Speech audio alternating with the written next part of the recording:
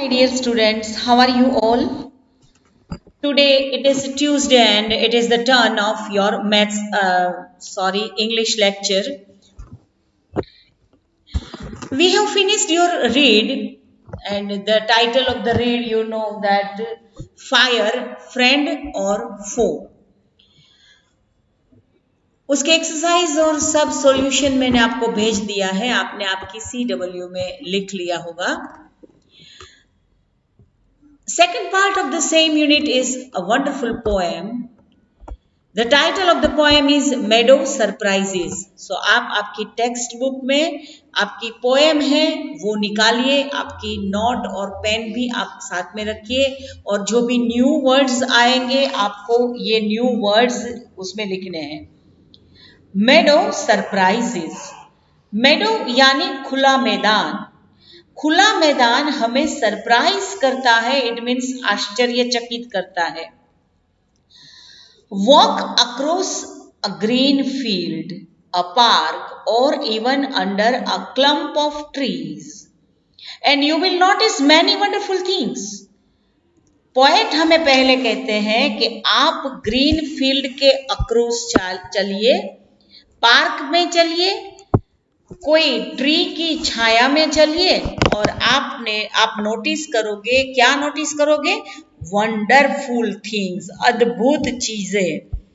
What are some of the surprises a meadow has for someone with a keen eye and a sharp ear? पर आपको ये surprise को feel करना हो तो आपके पास कीन आईज होनी चाहिए, आपके पास शार्प ईयर होना चाहिए, ताकि प्रकृति की जो लैंग्वेज है, जो भाषा है, वो हम सुन सके. Meadows have surprises, you can find them if you look. जो खुला मैदान है उसमें सरप्राइजेज हैं, लेकिन you can find them if you look. अगर आप वो सरप्राइज को देखेंगे तब भी आपको इसका पता चलेगा कि ये सरप्राइज क्या है, ये सरप्राइज कैसी है, ये सरप्राइज में हमें क्या दिख रहा है. तो meadows have surprise, you can find them if you look. Walk softly through the velvet grass. ये सरप्राइजेस और ग्रास थोड़े से राइमिंग वर्ड्स हैं ये. Walk softly through the velvet grass. Velvet यानी मखमल. सो मखमल जैसा वेलवेटी ग्रास है, उसके ऊपर आप चलिए. And listen by the brook. Brook यानी झरना, स्ट्रीम. जो फॉरेस्ट में झरने होते हैं ना, उसे क्या बोलते हैं इंग्लिश में? ब्रुक बोलते हैं. तो मेडो की सरप्राइज हमें कब मिलती है? तो पहले आपको क्या करना है? You can find them if you look. आपको देखना पड़ेगा. तो पहले आप क्या करें? Walk softly through the velvet grass. Velvet जैसी सॉफ्ट ग्रास पे आप चलिए. And listen by the brook. और जो झरना बह रहा है उसकी कलकल आवाज आप सुनिए.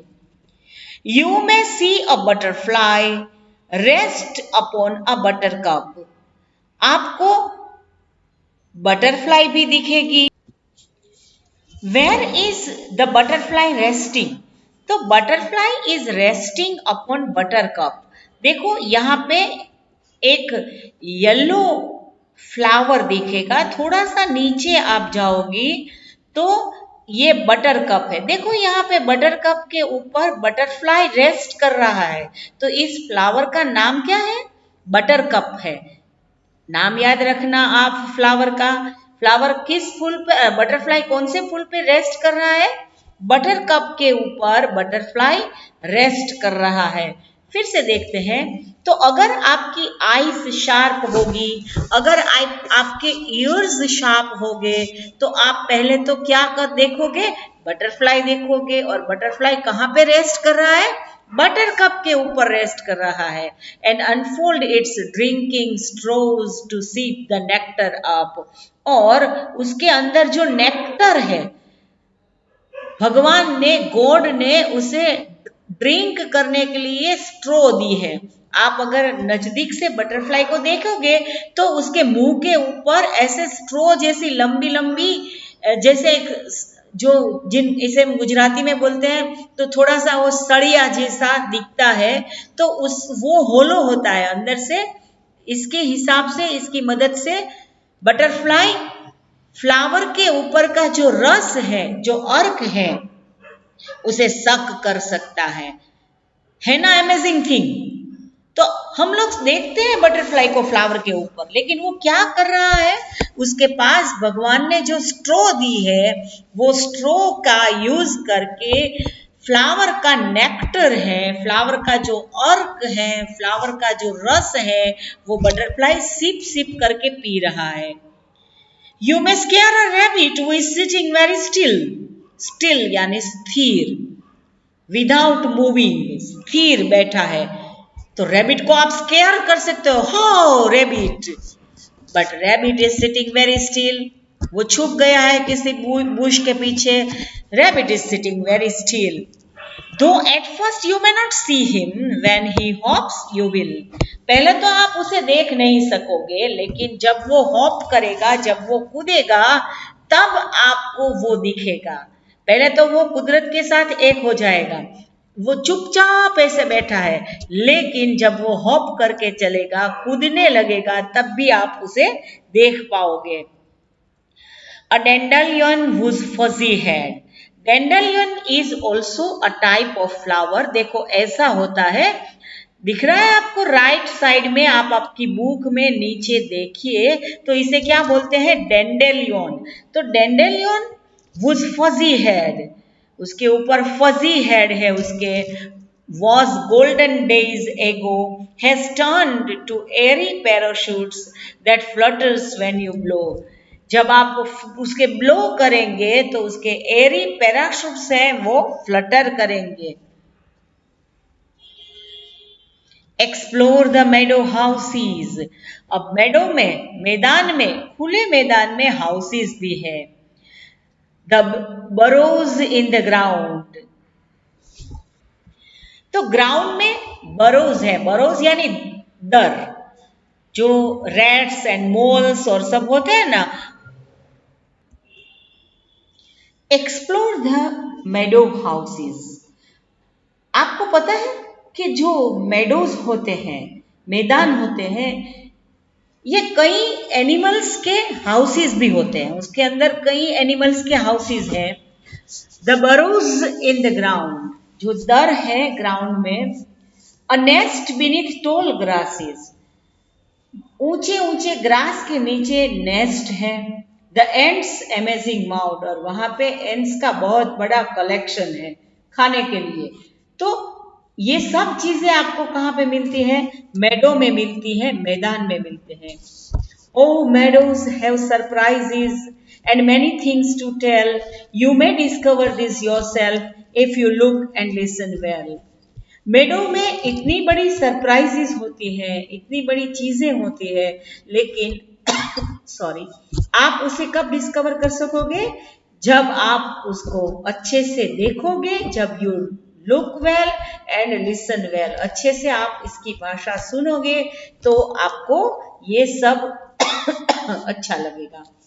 जो पोएट का नाम है Lois Brand Phillips. Working with poem, ये सब मैंने आपको भेज दिया है पीडीएफ में, सब आपको आपकी CW में लिखनी है और लिख के वापिस यहाँ पे भेजनी है। Read the lines in which the following phrases occurs. तो आपको ये लाइन रीड करके लाउडली रिकॉर्ड करनी है और रिकॉर्ड करके मुझे भेजनी है। Velvet grass, drinking straws, meadow houses, amazing mount and fuzzy head. ये वर्ड्स जिस लाइन में आता है वही लाइन आपको लाउडली रिसाइट करनी है, उसको लाउडली रिसाइट करके आपको रिकॉर्ड करनी है और रिकॉर्ड करके भेजनी है। Which line in the poem suggests that you need keen eyes and sharp ear to enjoy a meadow? Read aloud the stanza and that contains this line. तो ये लाइन भी आपको ढूंढनी है कि जिसमें ये लिखा गया है कि नेचर को देखने के लिए आपकी कीन आईज और शार्प ईयर होने चाहिए। ये स्टांजा भी आपको लाउडली रिसाइट करना है। Find pictures of the kind of birds, ये भी आपको अगर करना हो तो आप कर सको। इतने वेरियस टाइप के बर्ड्स हैं, इंसेक्ट्स हैं, सीन्स हैं जो इस पोएम से रिलेटेड हैं। तो इसके पिक्चर कलेक्ट करो, उसको आप एक बुक में चिपकाइए और इसकी फोटो लेकर स्कूल में आप भेज सकते हो। ठीक है, आगे बढ़ते हैं। ट्री और प्लांट को वॉच कीजिए। एक और छोटी सी पोएम है, बहुत अच्छी पोएम है।